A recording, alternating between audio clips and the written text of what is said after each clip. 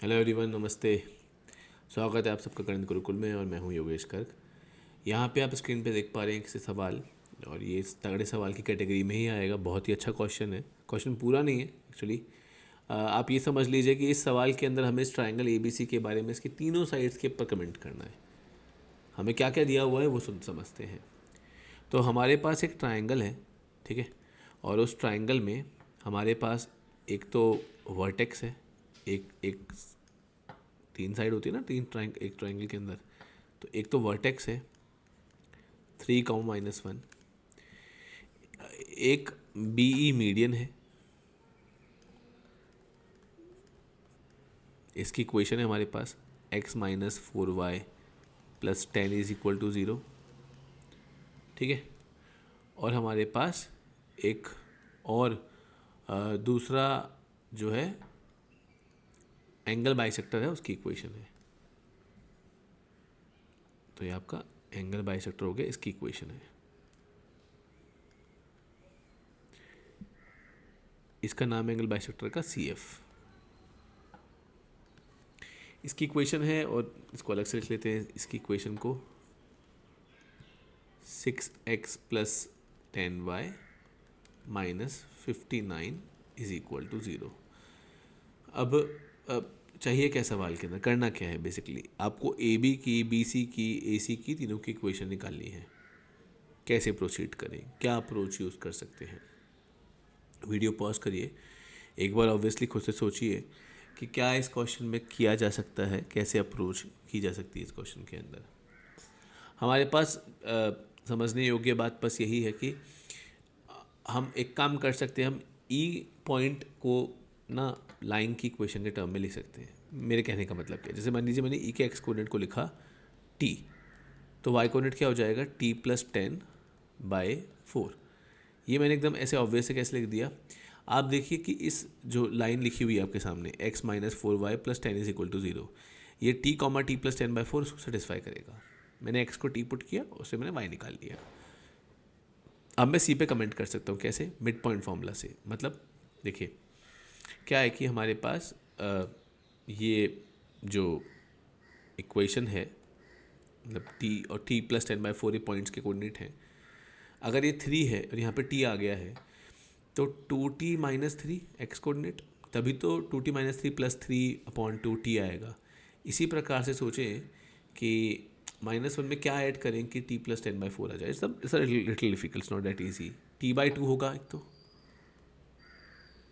5/2 आए, तो क्या ऐसा हम ऐड करें -1 के साथ? बट आई थिंक 11 नहीं, 5/2 आना चाहिए, तो 6 है ना। T/2 तो T/4 हो गया, और 6 - 1 5/2, 5/2 10/4। I believe it is making sense. T/2 + 6 ही होगा ये। तब इन दोनों का सम जो आएगा वो T/2 + 5/2 T/4 + 5/2 यानी T/4 + 10/4। यस, है ना। तो ऐसे मैंने C पॉइंट निकाल लिया। अब ना पता क्या, हम T निकाल सकते हैं बहुत आराम से, क्योंकि C जो पॉइंट है वो CF को सेटिस्फाई करेगा, और CF की इक्वेशन ये रही। तो आप C को उठा के CF की इक्वेशन में पुट कर दीजिए।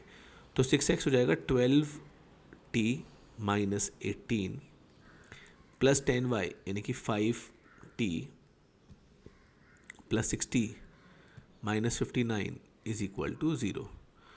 तो यहाँ से हमारे पास आ जाएगा 17T और आएगा -17 = 0, and that means T = 1। T = 1। अगर T 1 है तो E पॉइंट भी आ गया 1, 11/4, और C पॉइंट भी आ गया -1, 13/2। अपने पास AC की इक्वेशन निकल जाएगी आराम से। ये तो मुझे कराने की ज़रूरत नहीं, आप बहुत आराम से AC की इक्वेशन निकाल सकते हो। मैं अगर आपसे बोलूँ कि किस तरीके से B पॉइंट आप निकाल सकते हैं, क्योंकि आप B निकाल लेंगे तो आपका AB और BC दोनों हो जाएगा।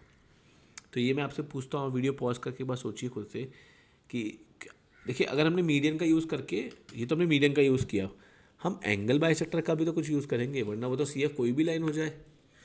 अगर हमें एंगल बाइसेक्टर दिया हुआ है तो उसका कुछ ना कुछ यूज़ तो हो रहा होगा। अब वो क्या है वही सोचने वाली बात है ना। अच्छा, ये जो इंटरसेक्शन का पॉइंट होगा इसको कुछ नाम दे देते हैं, इसको लेट्स से हम डी बोल देते हैं। हम ये डी निकाल सकते हैं, बिल्कुल निकाल सकते हैं, क्योंकि डी जो होगा वो इन दोनों का इंटरसेक्शन होगा। किन दोनों का?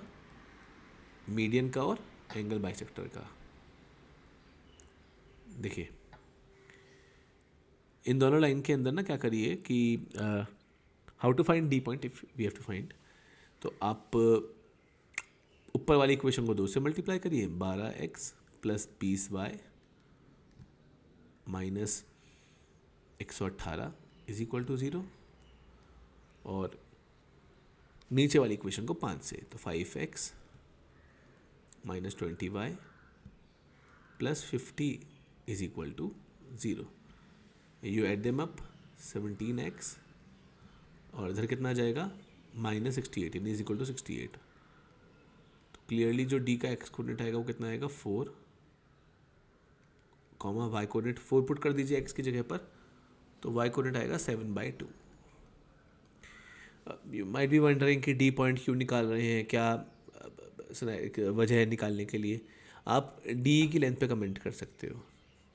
फिर तो उससे क्या करेंगे, डी की लेंथ ऐसे ई सी की लेंथ निकाल सकते हैं। आप एंगल बाइसेक्टर थ्योरम यूज़ कर सकते हो। What is angle bisector theorem? In case मैं अगर आपसे पूछूं तो एंगल बाइसेक्टर थ्योरम क्या होगी, आप देख सकते हो कि सी एफ एंगल बाइसेक्टर है और सी डी भी एंगल बाइसेक्टर है। तो अगर मैं इधर इधर लगाऊं एंगल बाइसेक्टर थ्योरम, तो मैं ऐसा कह सकता हूँ ना कि B D upon D E is equal to B C upon let's E C. E C है, डी ई है, तो हम B D by B C की रेशियो की बात कर सकते हैं। तो उससे क्या हो जाएगा, दिखाता हूँ हम उससे क्या कर सकते हैं, ये चीज़ मैं आपको समझाता हूँ। पर अभी पहले हम एक बार डी और ई सी और निकाल लें। तो डी जो आएगा बेटा वो देखिए 4,7/2 और ये 1,11/4। तो 4 माइनस 1 3 का स्क्वायर प्लस 7/2 को मैं 14/4 लिख दूँ, तो 3 का स्क्वायर प्लस 3/4 का स्क्वायर का under root. So it is 3 का स्क्वायर प्लस 3/4 के स्क्वायर का under root. This is your D E. And how to find E C, तो 1 माइनस माइनस 1 2 का स्क्वायर और ये 11/4 वो 26/4 हो जाएगा। तो 15/4 का स्क्वायर प्लस 2 का स्क्वायर, सो 2 का स्क्वायर प्लस 15/4 का स्क्वायर का अंडर रूट, है ना। नेक्स्ट स्लाइड पे करते हैं इसको पूरा डी ई और ई सी की कैलकुलेशन। ठीक है, थोड़ा ज़्यादा मैस्ड अप हो गया ये चीज़ें, बहुत ज़्यादा, तो ऑब्वियसली आएंगी ये चीज़ें सब, है ना।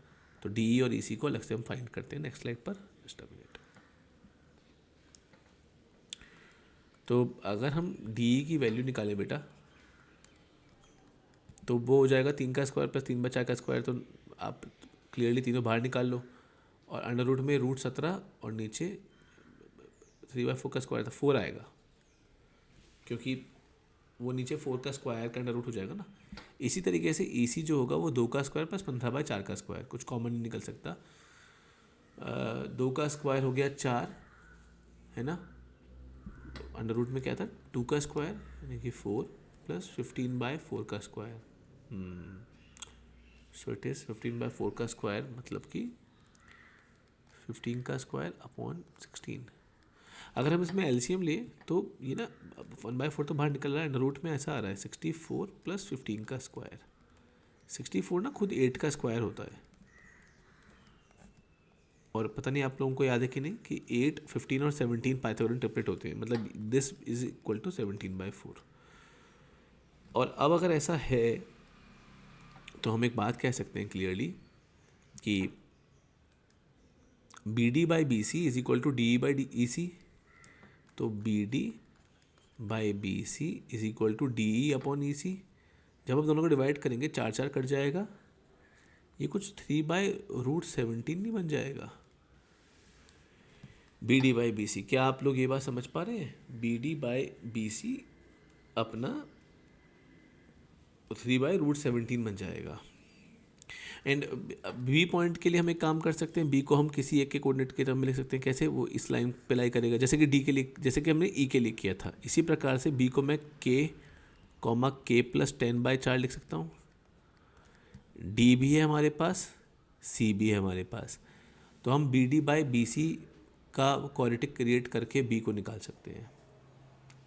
कैसे? देखिए, बी है ना अपने पास, बी जो है के कॉमा के प्लस 10/4 और डी क्या है अपना, डी पॉइंट क्या आया था 4,7/2।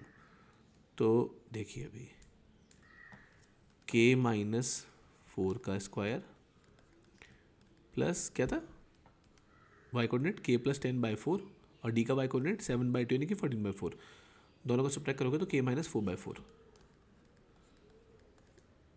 इसका अंडर रूट ये आ गया बी डी, और नीचे बी सी क्या आएगा के, और सी का वाई एक्स कोऑर्डिनेट क्या है -1, तो के प्लस 1 का स्क्वायर प्लस के प्लस 10/4 और 30/2 को आप 26/4 लिख सकते हो, दोनों को सब्ट्रैक्ट करोगे तो के माइनस 16/4 का अंडर रूट, ये आ गया अपना 3/√17।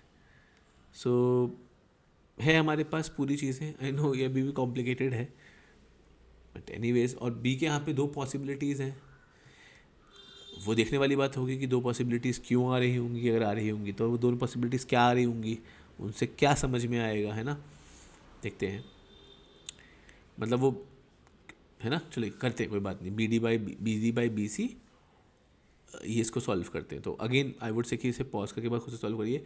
आप लोग सोच रहे होंगे कि ये 10 मिनट के ऊपर का वीडियो जा रही है, क्वेश्चन ही इस लेवल का है, क्वेश्चन है बहुत अच्छा क्वेश्चन है, मतलब अगेन ये मेंस में डालना बहुत बड़ी बात हो जाएगी अगर मेंस में क्वेश्चन भी इसका आ गया है, ये एडवांस लेवल का क्वेश्चन है। अगेन क्वेश्चंस को सिर्फ ऐसे ना देखें कि ये एग्ज़ाम में आएगा कि नहीं आएगा, इसमें जो लर्निंग है वो कैसे काम में आ सकती है वो हमें सीखने के लिए देखना चाहिए, है ना। तो ये जो क्वेश्चन है इसके बाद आप इसको स्क्वायरिंग करें, सॉल्व करें, तो स्क्वायरिंग करके इधर तो आपका सीधे सीधे बन जाएगा 17/16 इंटू के माइनस 4 का स्क्वायर, मैं स्क्वायरिंग कर रहा हूँ ऊपर, है ना।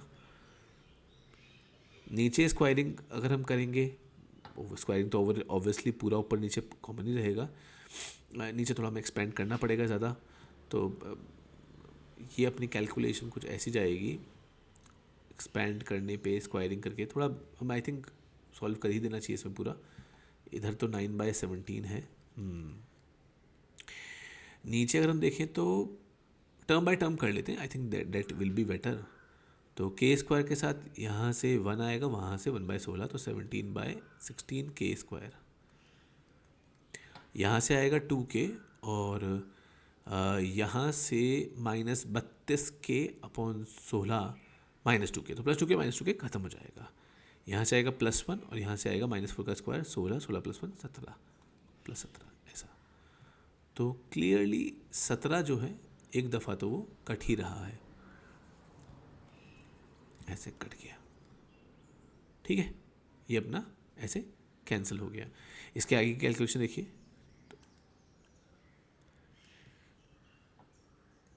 अच्छी कैलकुलेशन है इसलिए मैं ऐसे पूरा स्टेप बाय स्टेप करवा रहा हूँ आपको। तो 17 इंटू के माइनस 4 का स्क्वायर अपॉन 16 है ना, 16 जब पूरे में मल्टीप्लाई होगा तो नीचे सिर्फ के स्क्वायर प्लस 16 आ जाएगा इज इक्वल टू 9, ऐसे क्रॉस मल्टीप्लाई करिए तो 17 के स्क्वायर, मैं ऊपर लिखते जाता हूँ, 17 के स्क्वायर माइनस ये बनेगा -8 इंटू 17 के plus 16 into 17 is equal to 9 के स्क्वायर प्लस 9 इंटू 16, ठीक है। अब इसके आगे क्या लिख सकते हैं, तो देखिए ये ऐसा बन जाएगा 8 के स्क्वायर माइनस 8 इंटू 17 के, और ना 16 इंटू 17 में से 16 इंटू 9 अगर घटाएंगे तो वो 16 इंटू 8 रह जाएगा इज इक्वल टू 0। पूरे में से क्लियरली हम 8 भी हटा सकते हैं डिवीज़न से, तो इक्वेशन क्या रहेगी के स्क्वायर -17 के प्लस 16 इज इक्वल टू 0। बहुत सिंपल सी इक्वेशन है, के की 2 वैल्यू आ रही है क्लियरली 1 और 16, यहाँ तक पहुँच गए हम, के की 2 वैल्यू आ रही है 1 और 16। अब एक बात सुनिएगा, बी जो पॉइंट था वो के कॉमा के प्लस 10/4 था, अगर मैं के को 1 रखता हूँ तो ये 1 कॉमा 11/4 आएगा, अरे तो ई पॉइंट है, और मैं अगर 16 रखता हूँ तो 16 कॉमा 26/4 यानी कि 13/2 आएगा। वहाँ से तो बल्कि बीसी जो है ये आप देख सकते हैं कि अगर सिर्फ एक्स में वेरिएशन है वो भी लेंथ 17 हो गई और इसकी स्लोप कितनी आ गई 0। मतलब ये बहुत कमाल की चीज़ आ गई बीसी की लेंथ 17 आ गई और उसकी स्लोप आ गई 0। मतलब बहुत सारे पॉइंट्स निकल के आ जाएंगे। ईसी की लेंथ कितनी है, एसी की लेंथ कितनी आई थी, एसी की आई थी एसी की आई थी नहीं ईसी की आई थी, ईसी की 17/4 आई थी, एसी की 17/2। मतलब उसमें ट्रिग्नोमेट्री वगैरह वाली चीज़ें भी, एंगल्स और भी बढ़िया बढ़िया एंगल्स आ सकते हैं। लेकिन जो ई पॉइंट जो आप देख रहे हो 2 पॉइंट आए 1,11/4, इससे क्या हुआ, इसका मतलब वापस ई आ गया। वो तो होना भी था क्योंकि हमने B D by D C जो इक्वेशन सॉल्व की है वो 3/√17 वो E D by E C तो था, तो इसलिए वो एक ई पॉइंट वापस आ गया। और यहाँ से एक और बात एस्टेब्लिश हुई कि जो बी और सी हैं वो दोनों के दोनों आपके उनकी लाइन है y इज़ इक्वल टू 13/2। तो ये इसमें और भी इंटरेस्टिंग पॉइंट्स रहेंगे। तो खैर बी सी की क्वेश्चन आ जाएगी, वो तो ईजी ही है। ए बी की क्वेश्चन आ जाएगी और ए सी की तो हम पहले ही स्टेप में फाइंड कर सकते थे। बट ये बहुत बढ़िया क्वेश्चन है कि अगर इसमें हम हर तरीके से सोचें, ये अच्छी कोचिंग्स में टेस्ट सीरीज़ के अंदर इस तरह के सवाल आते हैं। ठीक है, I hope, I know it to good amount of time but the question was very good and I certainly believe कि इससे आपको समझ में आ गया होगा बढ़िया से एकदम। अगेन कोई और अच्छा क्वेश्चन कुछ हो जो आप चाहते हो, कोई टॉपिक सब टॉपिक जिस पे वीडियो बनाए, तो आप ज़रूर मुझे बताना, ठीक है ना। So all the very best for J means. जो लोग जे मीन्स लिखने वाले हैं, जो लोग 11th में हैं, वो भी अपनी तैयारी के अंदर, उनके भी कोचिंग में सब एग्ज़ाम वगैरह चल रहे होंगे। So all the very best, मिलते हैं नेक्स्ट वीडियो में। नमस्कार।